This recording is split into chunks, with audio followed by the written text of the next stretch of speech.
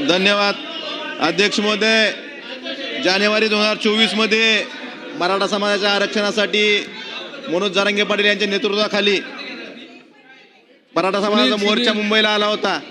अध्यक्ष महोदय, त्यावेळेस तत्कालीन मुख्यमंत्र्यांनी त्या मोर्चाला आश्वासन देऊन तो मोर्चा नवी मुंबईहून परत पाठवला होता.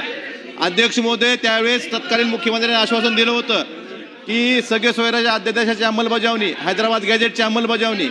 परंतु अध्यक्ष महोदय, याबाबत शासनाकडनं आतापर्यंत कुठलीही कारवाई दिसत नाही. अध्यक्ष महोदय, त्याच पद्धतीनं ज्या समाजाच्या लोकांच्या कुणबी नोंदी सापडल्यात त्यांना कुणबी प्रमाणपत्र देण्यासाठी सुद्धा शासनाकडनं जाणीवपूर्वक विलंब केला जातोय.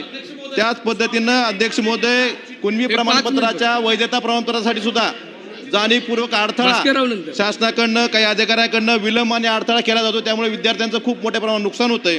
अध्यक्ष महोदय, मला औचित्याच्या मुद्द्यावर एवढंच सांगायचं आहे की मराठा समाजाचा परत एकदा मोर्चा आपल्या मागण्यासाठी मनोज जरांगे पाटील यांच्या नेतृत्वाखाली 29 ऑगस्टला मुंबईला येतोय.